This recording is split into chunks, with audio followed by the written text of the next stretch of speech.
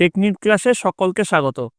আজকের আমাদের আলোচ্য বিষয় ২০২৫ সালের প্রথম পর্যায়ক্রমিক মূল্যায়নের সপ্তম শ্রেণীর ভূগোলের সেট 1 এর প্রশ্ন এবং তার উত্তর। তোমাদের এই যে প্রশ্নোত্তর পর্বটি হবে সেটা নতুন নাম্বার বিভাজন অনুসারে হলিস্টিক কার্ড অনুযায়ী হতে চলেছে।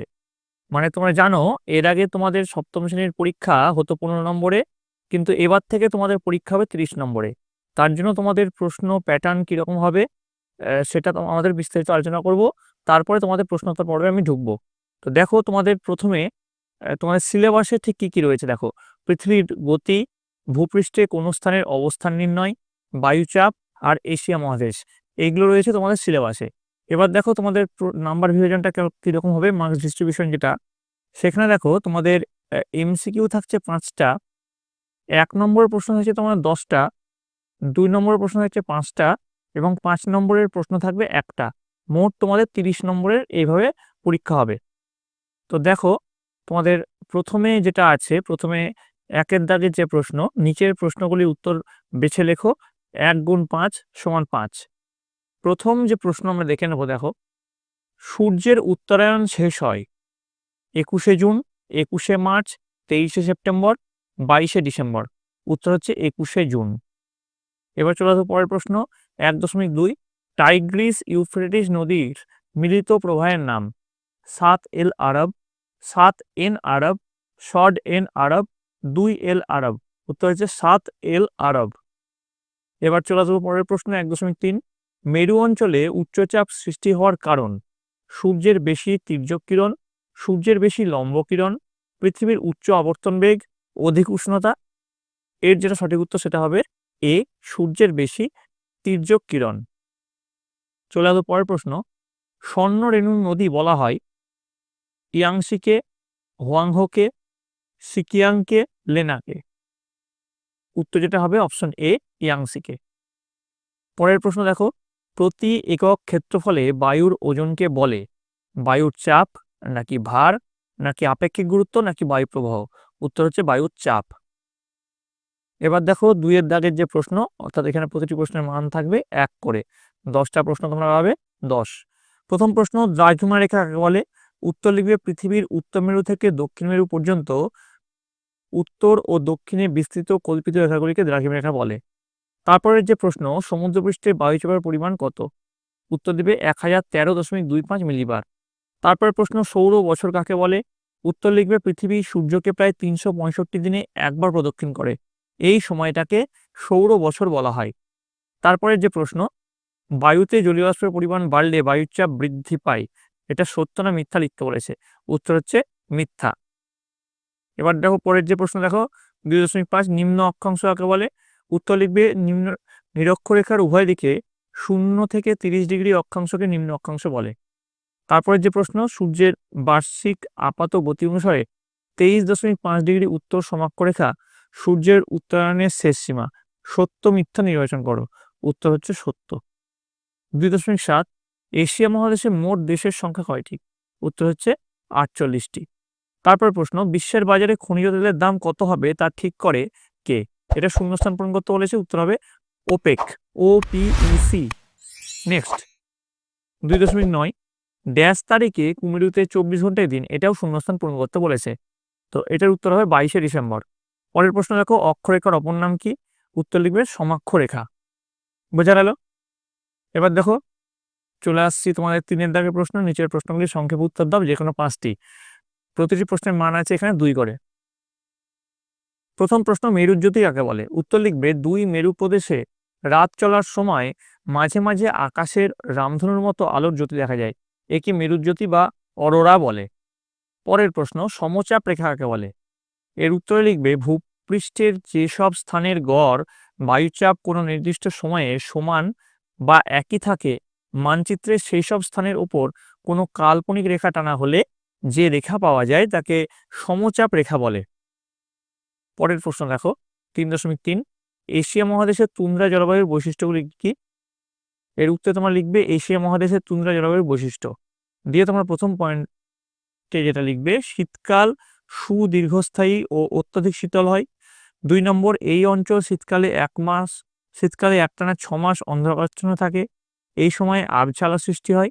3 নম্বর, শীতকালীন উষ্ণতা হিমাঙ্কের নিচে থাকে এবং গ্রীষ্মকালীন উষ্ণতা 10 ডিগ্রি সেলসিয়াসের বেশি হয় না। 4 নম্বর, শীতকালে তুষারপাত সহ প্রবল তুষার ঝড়ও হয়ে থাকে। তারপরে 3.4, মুক্তিবেগ কাকে বলে?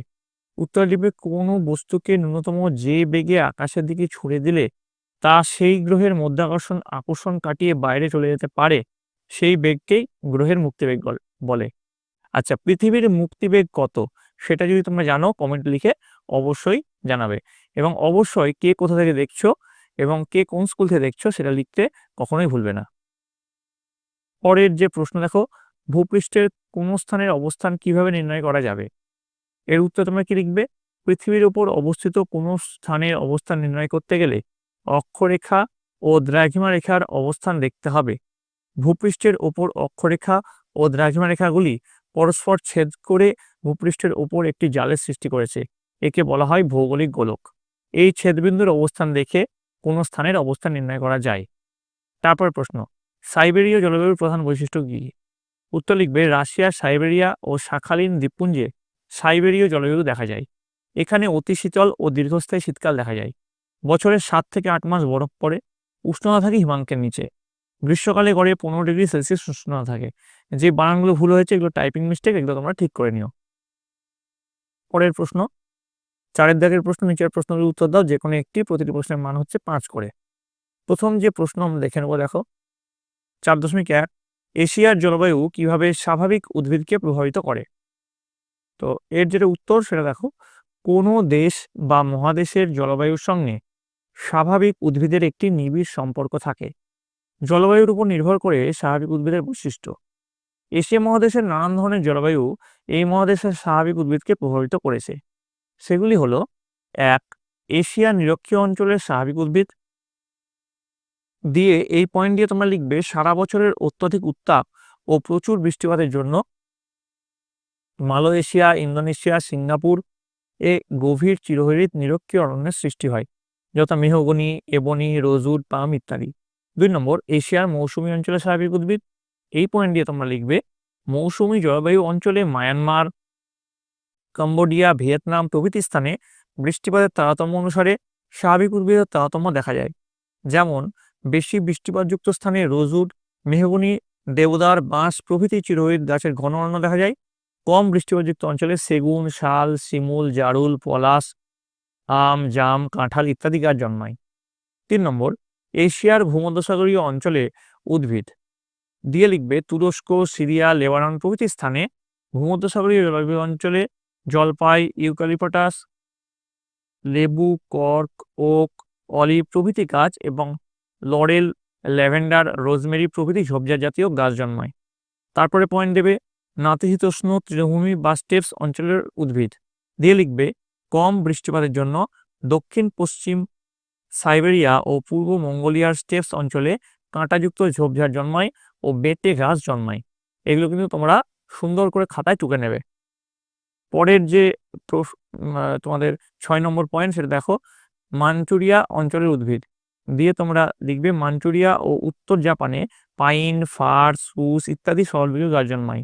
7 নম্বর পয়েন্ট দিবে, তৈগা বা সাইবেরিয়া জলবায়ুর উদ্ভিদ। দিয়ে লিখবে, উত্তর রাশিয়া ও উত্তর সাইবেরিয়া তৈগা অঞ্চলে তুষারপাত হয় এবং ভূমি বরফে ঢাকা থাকে। এই পরিবেশে পাইন, ফার, স্পুস ও সিডার ইত্যাদি গাছ জন্মায়।